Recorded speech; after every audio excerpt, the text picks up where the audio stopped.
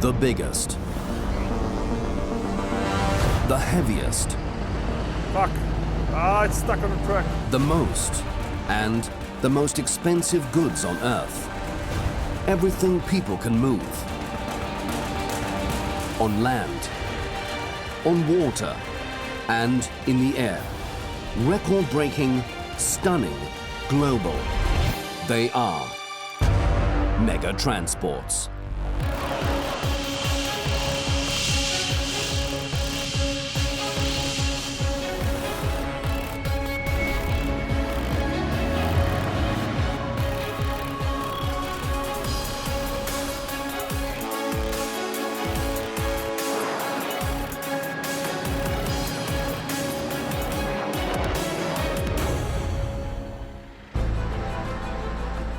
If a transporter needs to be transported, if 176 wheels aren't enough to carry its weight, if the load weighs twice as much as the transporter, and only one thing counts, if it could be bigger, they would make it bigger. Then it must be the mother of all mega transports. The setting, Canada. The cargo, an ultra-class dump truck. The heroes, tough men with delicate fingers. Gotta be really, really sensitive on the clutch and the brake. And eagle eyes. This mega transport will require everything from man and machine. Fort McKay in the province of Alberta. Large machines at work in a small industrial park. Here, megatransports are in their comfort zone. In the midst of this no man's land, the multinational company Mammoet has built up a business for special transports. For there is treasure in this region, natural gas. To extract it, heavy machines are necessary. Mammoet brings them from one refinery to another, or uses cranes to hoist them out of mines. Day in, day out. But today is not like any other. Today is the day. At 4:30 a.m., Supervisor Nelson Moore briefs his 7-man team about the job, and the men get to work. The whole team has been looking forward to the upcoming mega transport for the last few weeks. The challenge is, it must be finished today. But the weather has conspired against the men. The rain overnight making everything wet for us, so we'll be working in the mud all day instead of the nice dry ground. Hauling in the mud costs extra time. Time that the men do not have today. At least sun is forecast for the rest of the day. Hopefully that doesn't change and we get it by noon. Otherwise it's just a mess with traffic if we have to go too much later. Nelson wants to avoid running the mega transport during rush hour at all costs. And this is the reason, today's load. It has spent the last 2 months 800 meters away, undergoing maintenance at a company called Finning. The service manager there, Kevin Unger, knows it inside and out, for he personally oversaw every aspect of its maintenance in the last 8 weeks. Here goes our shop. This is not an aircraft hangar. Although it sounds as if several dozen jet engines are running simultaneously, this is Kevin's workshop. This is where Finning takes apart huge construction machines one bolt at a time and rebuilds them. Heavy-duty cranes, excavators, and the biggest machine in the mining industry, the dump truck. This is Mammoet's mega transport cargo for today. So at this shop here, we do mainly repairs of mining equipment and also complete rebuilds. This frame here is a 797 frame where we completely tear it right down and completely build it back up to a running machine. It takes roughly about 3,700, 4,000 man hours. Every 50,000 operating hours, that is about every 5 years, the huge dump trucks must come for thorough servicing. Once the frame is completely stripped, it's right down to nothing on it, we then recondition it. We actually cut holes in the frame, we magnaflux it, we NDT it, and then once it's all repaired and fixed, we assemble the frame back. Once all the hoses and harnesses and the valves are put back into the frame, then we actually start putting bigger components in. So the engine will go in. Once the engine goes in, the radiator will go in, and then we start building the truck from there. It'll go up on stands. For safety reasons, we try and do most of the work we can right down here on the ground. The frame alone weighs 210,000 kilograms. With all its parts, the dump truck weighs about 300 tons. And this is only the basic model. This is a 793 customer repair. We'll show you a bigger one. This is a little sister. This is the angry big brother. The 797, the biggest dump truck Cat has ever built, the workhorse of the North American mining industry. The record-breaking size of its wheels is matched only by that of its price, $6 to $8 million. This is the very truck that Mammoet is supposed to deliver today to its operation site, an oil sands surface mine. So this is a 797. We'll haul 400 tons. The engine in this one here, we just repowered it to the new style C175 engine with roughly 4,000 horsepower. If it could be bigger, they would make it bigger. Boys and their toys, come on. It's all about timing and how long it takes to move this amount of dirt to here so it can be processed. It doesn't matter if it's hard rock mining like what we see in BC, or if it's oil sands. It's how fast can we get this pile of dirt to the plant. And so either they have to have a lot more trucks or they have bigger trucks hauling more dirt. And so they find that the bigger trucks haul more dirt. Here in Canada's wilderness, everything is big. Not only the sky and the trucks. Under the ground in Alberta, there are enormous deposits of oil sands, heavy oil and bitumen. From these resources, the Canadian province produces about 500,000 barrels or 80 million liters of crude oil a day. 2/3 of the output goes to the United States. To get to these resources, billions of tons of sand, stone and gravel must be moved every day. The more, the better. Thus, each trip with a dump truck means more money earned, and every break in the action is money lost. The dump trucks are therefore used around the clock. The 797 that has just come out of maintenance is supposed to be hauling rocks again tonight.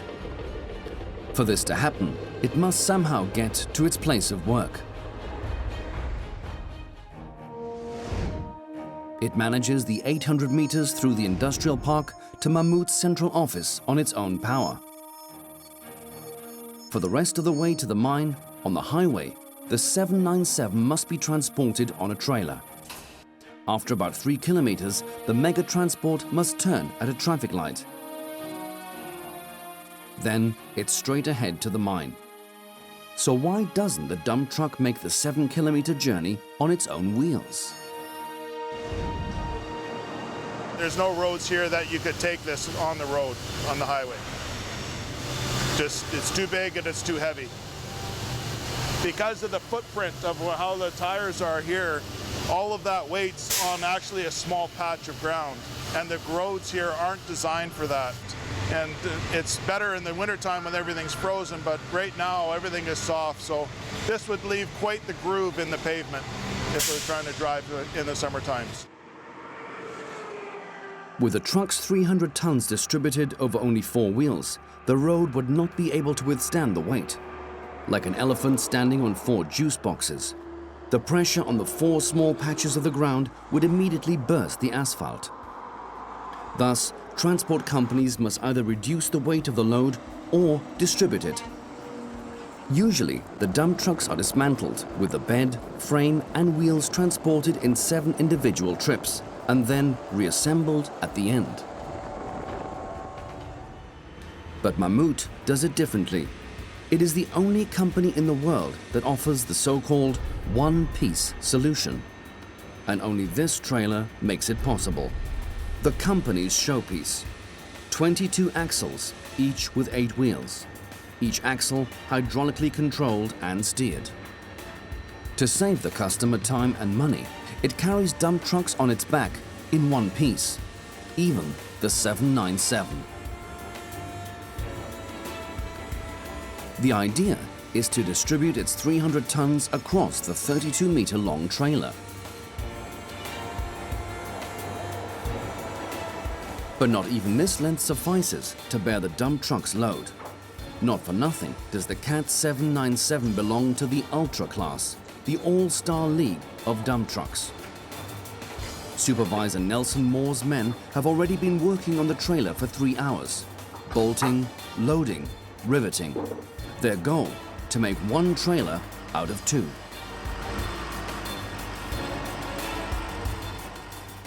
We bolt the 2 together and put a front header on and another panel on so that we can handle the extra weight. Andy will be my trailer operator today, and then we've got 3 truck drivers and 3 pilot car drivers, 4 pilot car drivers. Whether it's an excavator, a crane, or an auger, Mammoet has a special trailer for each transport. The biggest one is necessary for the monster dump truck. 2 of them, actually, and in point of fact, that means 4. For the 32-meter-long, 22-axle trailer actually has 2 parts. Thus, 4 trailers will be used for this mega transport. To make sure that everything runs smoothly, that the weight really is distributed equally, and that the trailer can even be steered, a special trailer operator is required. For 3 years now, Nelson has relied on Andy Holbik, and he is only 29 years old. Once my responsibility to the trailers, good to go. Oil's got it, engine's got gas, it's running good, and that all my valves are correct for my trailer. Otherwise we have issues, especially with the steering. So what happens is that steers the 2 steering cylinders in the front of the trailer, which then in turn moves all the tie rods. And when the front header moves with the oil, it does the exact opposite effect to the rear cylinders. Or I can split the trailer in the middle, and then Paul just runs the front of the trailer. He steers the front half, and then I steer the back half with this pad.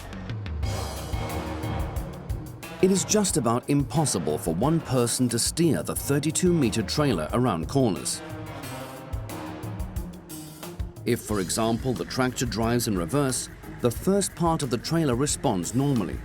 But the second part responds like a separate trailer, meaning it does the opposite of the first. Andy divides the trailer into 2 halves. In this way, he can help steer the back part by hand, thus maneuvering around obstacles.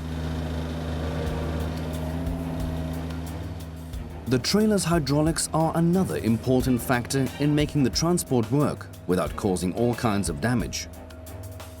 Youngster Andy takes over at the valves.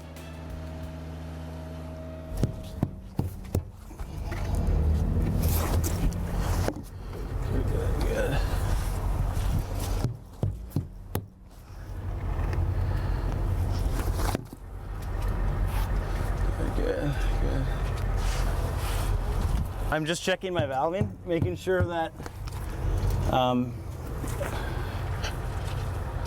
it's set up so that each point, there's 4 points of the trailer, they're all independent so that you have balance. Otherwise, a lot of ways, or a way to lose load would be to have your trailer in 2-point. So the front would all be 1 suspension. So when the oil drops, the way the oil moves is its resistance, right? So if you were to go over a slope, the oil would move out of those cylinders because there's more resistance there, and it would move to the other side of the trailer. And if it was in 2-point, it would just keep going because it would get heavier and heavier, and then you'd lose your load. The hydraulics keep all 4 parts of the trailer level at all times. For example, if one side drives over a bump or a tire goes flat, then that side would sink down. With a 300-ton load, only a few centimeters of unevenness can suffice to make everything lurch and even tip over. Andy would prefer not to think about what could happen in such a scenario. While he checks each of the 352 tires for air pressure, 800 meters away at Finning, the big moment has come. The dump truck on which dozens of individuals have been working on for 2 months is finally ready to be handed over. This is always quite an event for the employees. All of them come to the launch.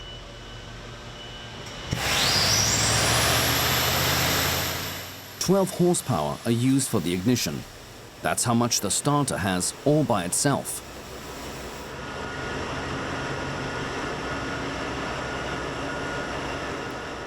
The driver has to be extra careful while backing through the gate. He can't see what's going on behind the truck at all. And even worse, he wouldn't even notice if he ran over his colleague.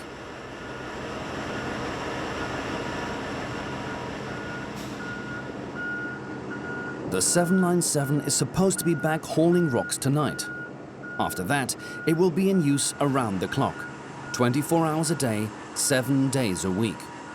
Only a moving dump truck is a good dump truck, until it is time for the next complete overhaul from Kevin Unger. It's cool though, because we built that, right? It's like a big Tonka toy. I don't know if you had Tonka toys when you were kids. That's all it is. A rather expensive toy, and heavy, and thirsty, and big.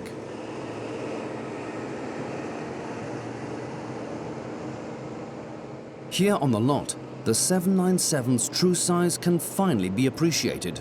The Ultra Caterpillar. 9.75 meters wide, 7.7 meters high, and 15.08 meters long. The tank holds 3,785 liters of fuel. It must be refilled every 12 hours. Its 6 wheels are 4 meters high. One alone costs $42,000 and weighs 20 tons. The 797 can load about 400 tons, more than its own weight. It could transport 200 mid-sized station wagons. Only today, it is not the mega transporter, but rather the mega transport cargo. Somehow, the Mammoet workers have to get it into the mine. It is noon. The first step has only just been taken. Andy has checked all the tires and valves, and now he can join the 2 trailers together. 625 tons on the hitch. This monster will get it moving. The Western Star 6900 Extreme Duty. With 600 horsepower, it seems feeble in comparison with the 797. But its 16-gear manual transmission makes the truck a sensitive workhorse. When an experienced jockey rides it, a man like Poul Brophy. He and Andy have to join the individual trailer pieces together to make one big trailer. While Poul drives the truck and the first trailer, Andy manually steers the back sections in the opposite direction. This is the only way to control the $2.2 million trailer. The hardest part, in order to be joined, the trailers have to be lined up at exactly the same point, right next to one another, and exactly parallel.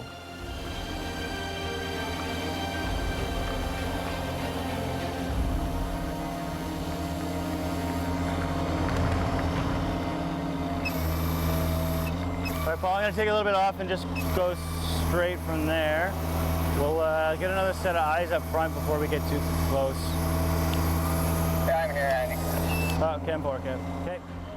If Paul and Andy don't line up the second trailer exactly parallel with the first, they'll have to start all over again.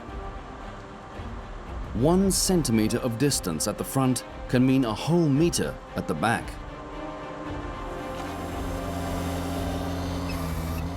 Are you looking good so far, Paul? You got about a 4-inch gap at the back here, and you got 6 lines to go.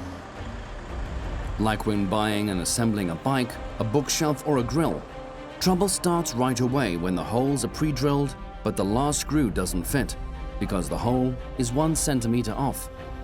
The situation everyday people know from the hardware store now threatens to stymie the 2 experts in XXL dimensions. For even with a 32-meter trailer, every millimeter counts in the end.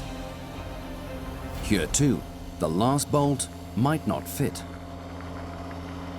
Yeah, you're still looking good, Paul. You got about 3 lines to go. Just gonna start touching on the front. All right, hold that, Paul, for a sec. It's touching now there, Kev. All right, might have to take a little bit off. Well, we might get it. Okay, going ahead, Brophy. We got 5 feet.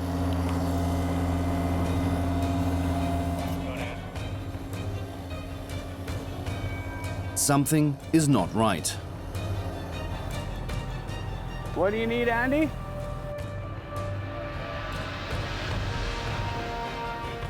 The trailers are lined up to the same point and everything looks good at the front.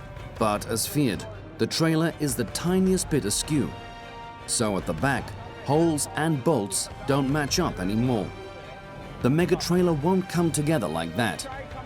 Taking direction from Nelson, Paul and Andy must now make adjustments, 1 millimeter at a time. Pretty precise, yeah. You can have a little gap. What we'll do is we're gonna put them together. We'll get the bolts as tight as we can. We'll back the trailer up, and I'll just steer them together a bit, and it should tighten them up, and then we can get the bolts fairly tight. It's a lot of work for 7 kilometers, right? Still, this method is cheaper and faster than transporting the dump truck in individual pieces. And Paul gets it right after a few attempts. Got to be really, really sensitive on the clutch and the brake. So it's, yeah, precise. As long as the trailer sections are moving, the men can't bolt them together. The danger of being crushed is too big. Oh, we'll try a bolt there. Okay, don't move. We got hands in here. Okay, put top end or both tops in, or whatever you can fill. That looks really good, guys. We'll start at the front and work our way back, and that way we can follow the camber of the trailer. We find a spot we can put them in. Put them in. It may look easy, but it's dangerous. Often enough, there have been terrible accidents at such moments.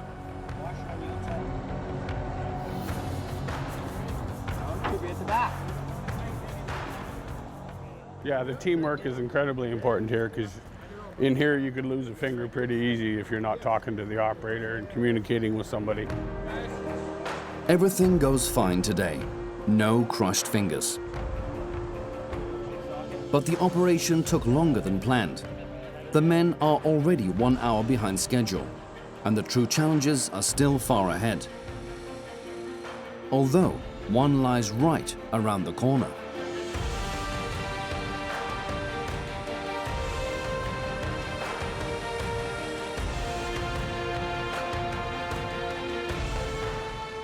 As far as challenging goes, it'd be pulling this truck. That first corner here is pretty tight. But it will be some time before the men finish bolting the mega trailer together. And how is the 797 Ultra dump truck ever supposed to get on top of it? For the solution to this problem, the team now pulls the trailer away from the lot. The 797 cannot simply drive onto the back. That would be like 600 elephants jumping on the last row of wheels at once. That would be quite a sight, but it's not an option. Not even with the utmost care and a long ramp would it work.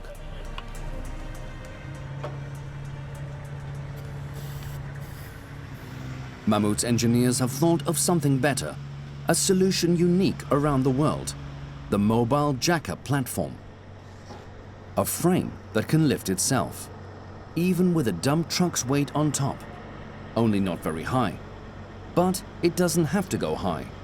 This is how it works. Jack in each corner, and basically build a grip pile. It's only got 4 inches of stroke at a time. So we build it like this. We put a piece of plywood on the outside, and the frame comes down. It all sits flush. It sits on the plywood, so it hangs just above. Then we pull the center blocks out, and then you drive the jack down, and it lifts the outsides up. Then we peel the outsides out, and then we're back to the flat again, and then it's just rinse and repeat. And then we come down 4 inches at a time. You'll see kind of when As simple as it is brilliant, but tedious. So that they do not collapse underneath the dump truck, the jacks in the corners can only extend 10 centimeters. Andy and his colleagues build a kind of support tower, levels of which can be added or subtracted at will. At first it is high, so that the trailer can drive out from underneath. Then it is lowered bit by bit so that the dump truck can drive onto it. Once the 797 is secure, the platform is raised back up piece by piece. The trailer slides underneath and the miracle platform is lowered again. That's the plan. A plan that Nelson, the supervisor, now puts into action. He gets the 797 from the finning lot, where the dump truck stands ready with the key in the ignition and the motor running. Stealing this 8-meter-high monster and getting away with it unseen would be difficult, even in Canada. No special license is necessary to drive the biggest cat dump truck. Whoever is qualified to drive normal construction machines may also drive in the Ultra class.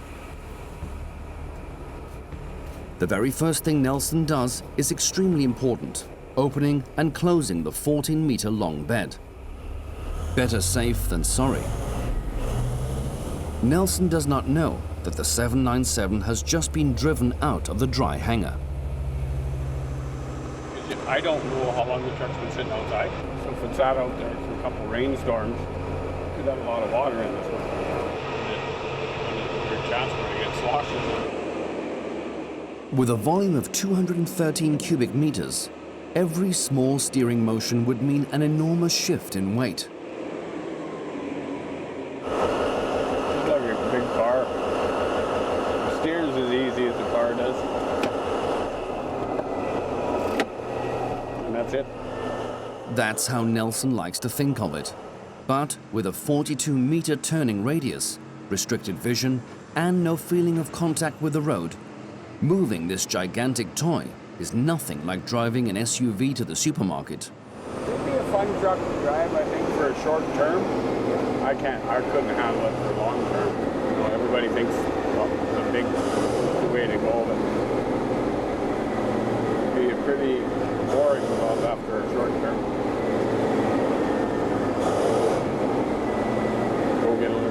Go get a load of dirt, dump it, go get another load of dirt. Some people love it. They would, a lot of people, that's all they ever want to do is drive haul trucks. Interestingly, most companies have women drive the dump trucks because they are gentler on the gears and the hydraulics. Understandable at a retail price of up to 8 million euros. The worst part is getting used to how far over that way it is.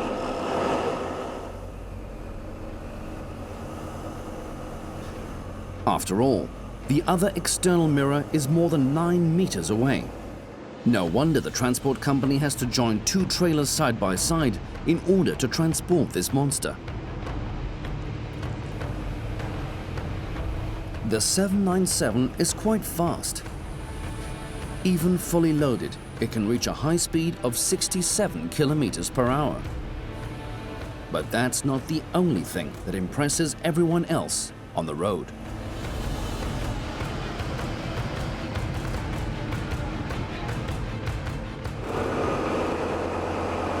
You'll be nervous when I drive by.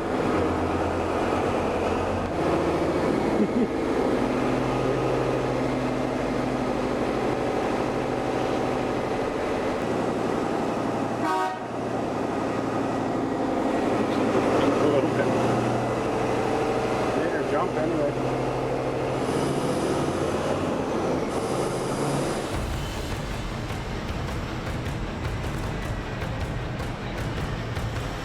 Once in motion, the 797 needs special brakes to slow down. A total of 25 brake discs, each with a diameter of 1.06 meters, brake the mega dump truck hydraulically.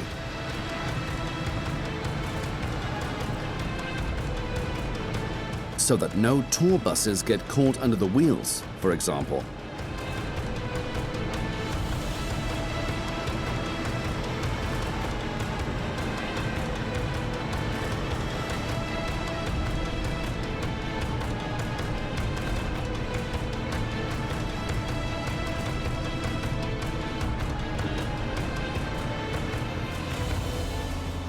"2 p.m. On the Mammoet lot, the workers have spent the last several hours bolting the 32-meter trailers together. This 325-ton mega trailer is slated to bring the 797 dump truck to the mine today. But for that, it needs the jack-up platform. Meanwhile, Andy and his colleagues have unloaded it. It is lying flat on the ground.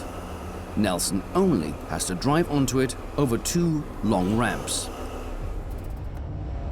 This is also only possible with teamwork. From the cab, Nelson cannot see at all where he needs to steer. Everything 2 to 3 meters in front of his wheels is in a blind spot. If Andy has Nelson drive 1 centimeter too far to the left, right, front or back, it translates later into a weight difference on the trailer sections of several tons. And that could cause the whole trailer to tip over. The hardest part, balancing the rear axle on the platform with 4,000 horsepower rear-wheel drive. If you don't kind of finesse it up there, it'll just spin the mats out from underneath the truck and it'll pump.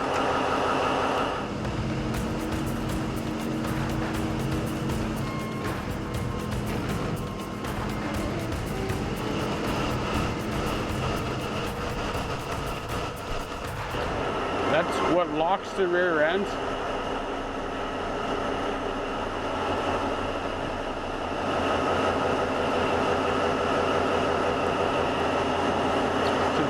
It's a traction control system. You push that button and it locks the rear end. With lots of feeling, visual judgment, timing, and teamwork, the 797 is in perfect position in only a few minutes, and not a moment too soon. Park brake is on. Actually, the mega transport should have been on its way to the mine long ago, but the work in the morning took longer than planned.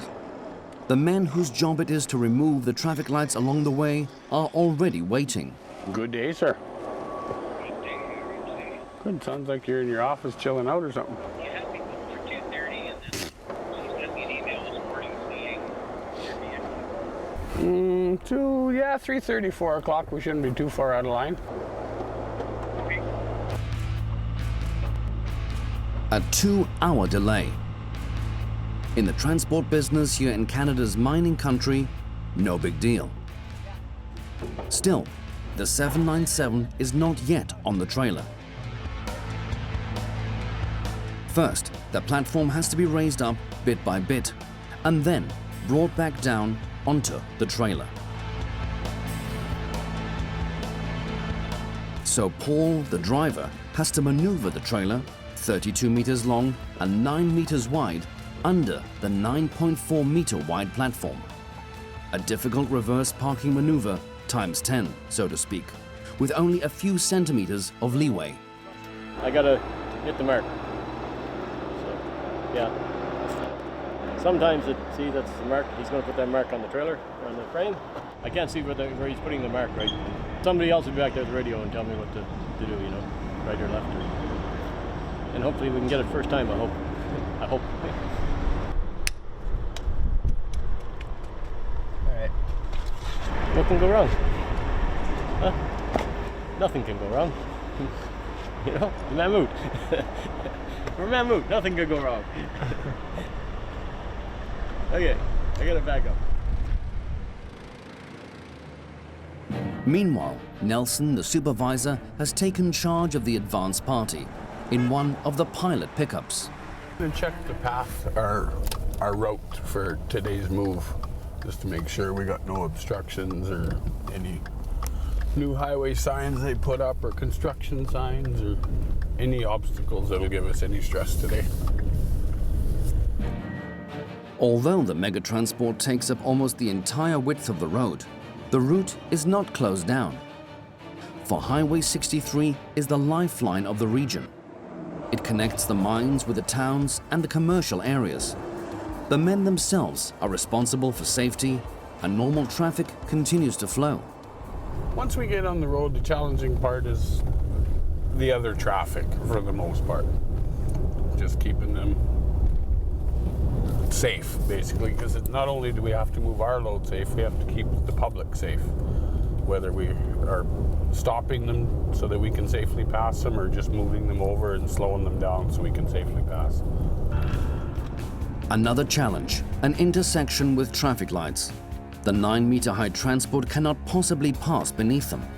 Nelson has to make sure that the light is turned aside at just the right moment. Otherwise, the megatransport would block the whole highway.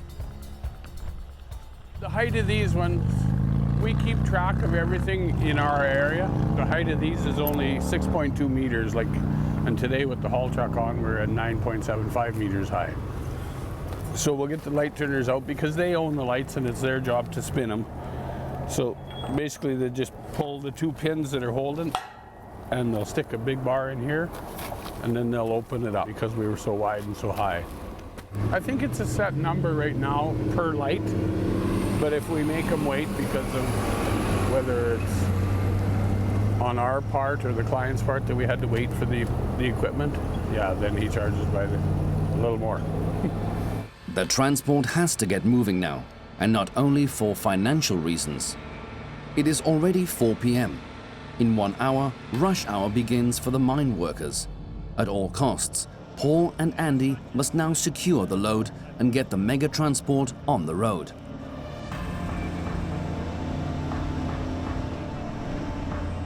Driving on an open highway during rush hour would be too dangerous. Almost all the mines and refineries in the area work around the clock in a 3-shift system. The day shift ends right between 5 and 6. That means the highway fills up suddenly in both directions. Paul does not have time for many attempts at his difficult parking maneuver. And in fact, he gets it on the very first try. The trailer is under the platform. Now the team only has to lower the platform onto the trailer and finally secure the load. 4:30 in the afternoon in Alberta. Everything is lashed down. Andy briefs the team one last time. Everyone must know what they are supposed to do and when and where they should do it. The 29-year-old is responsible for making sure the trailer is up to the job's extreme demands. Yeah, I just want to get this thing there so we can take it off and go home, right? It's been a long day so far. Well, not quite. It'll be 12 hours and a half an hour, so maybe stick it on low. It'll probably be a 15, 16-hour day. It'll be a good day. I'm not complaining about the paycheck next week, but right now I'm not too stoked about it. Yeah, so yeah, we're gonna get this thing through the gate now, and then, yeah. After 12 hours of preparation, the mega transport finally leaves the lot. Paul pulls the load of more than 600 tons with his 600 horsepower diesel engine. It's like having 14 mid-range airplanes attached to his trailer hitch.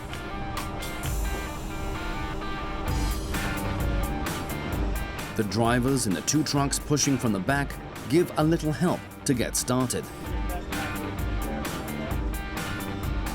They'll push again later when the route goes uphill, and they can help brake if needed. Right now, Paul needs them above all as extra eyes. Except for something big and yellow, he can barely see anything in his rearview mirror. Nelson forms the vanguard in the pickup.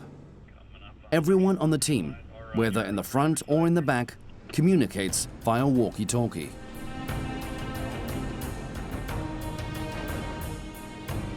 The mega transport merges onto Highway 63 shortly before 5 p.m.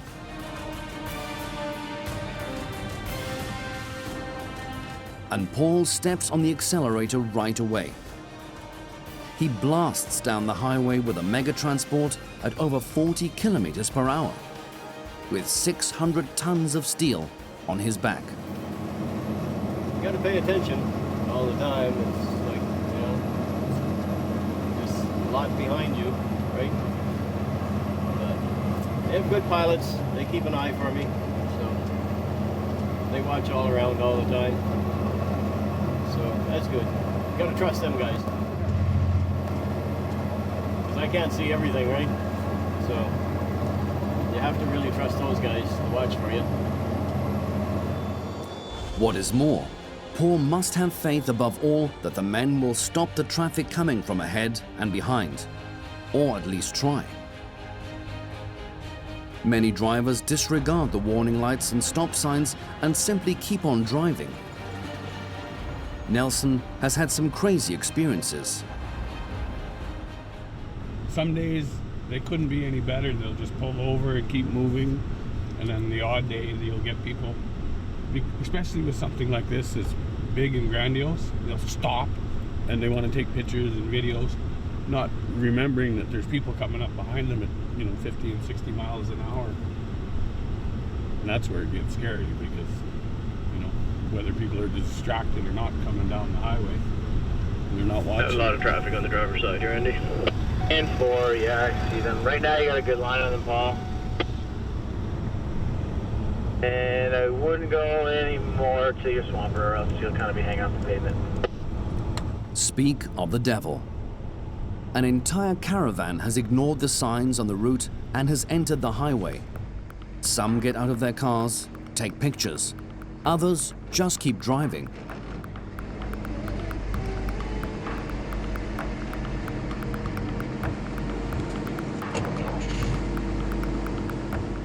Paul must make room, keep as far to the right as possible, but not too far. If he hits the gravel on the side of the road, it could endanger the whole load. A dicey situation, but Paul stays calm. It's not bad, you just gotta pay attention.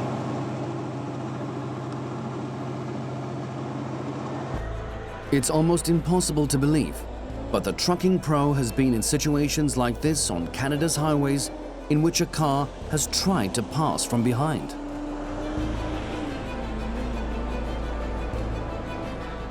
After 100 meters, the caravan has gone by, and the first danger is surpassed. But the next is already waiting. The mega transport has to turn right at this traffic light. But despite the blockade, cars are still careening down the road. And regardless of all planning, the traffic light is still hanging over the lane and is thus in Paul's way. The traffic light service is there, but it has not turned the poles to the side in time. This mere 30-second delay is enough. Paul must brake quickly with 600 tons on his back, thus blocking the whole highway.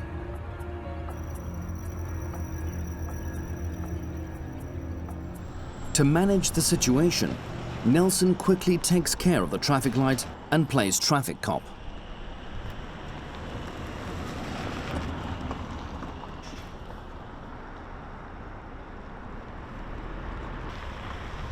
He regulates the traffic like a pro until everything is safe. Only then can the mega transport get back on the move.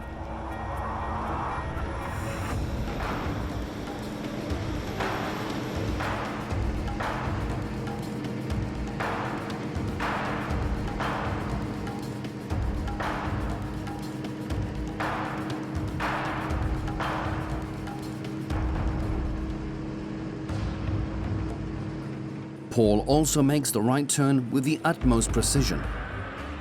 Here in Canada's mining region, special transport drivers and trailer operators like Poul and Andy earn good money. $5,000 a week is not rare. It seems like a dream job, and yet many beginners quit very quickly. Lots of kids want to come to work here, but the experience is the hard part for them.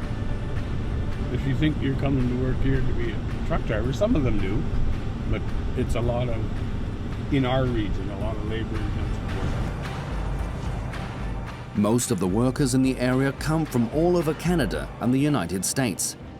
They work 8 or 9 months here around the clock, and then they treat themselves to several months of off time.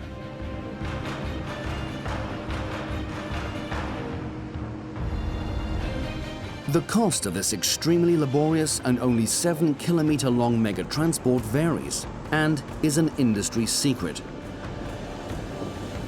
But one thing is certain. In the end, it is considerably cheaper for the mine operator and owner than taking the 797 apart and transporting it in 7 individual trips. Thanks to the one-piece solution, the truck will be working away again tonight. Yeah, it went great. No issues. Everything went smooth. Except aside from waiting for curfew yesterday, I kind of sucked, but... After 16 hours, Nelson's men have finished the job. The mega dump truck is back in the mine. For the workers, though, the day is not yet done. The ultra-class dump truck still has to be taken off the platform. It is the same tedious procedure used during loading, only backwards. Raise the platform, lower the platform, and then the 797 can finally enter the mine. Nelson, the supervisor, is satisfied. His men have worked well together as a team all day and have brought the mega transport safely to the mine. The only thing that dampens his mood are the numerous gawkers. They never seem to get used to it, and it's actually a hindrance for us because everybody's paying attention to what they're doing on their phone and taking pictures or jumping out of their vehicles and taking videos. And it becomes a hindrance because there's still traffic. They forget there's still traffic coming behind them. That we didn't have any big obstacles today. We didn't have any mud or anything to deal with, so we had a great day. From now on, the 797 will be working around the clock, 24 hours a day, 7 days a week. Nelson and his team want to get home quickly now, for the next mega transport is tomorrow morning at 8 on the highways of Alberta.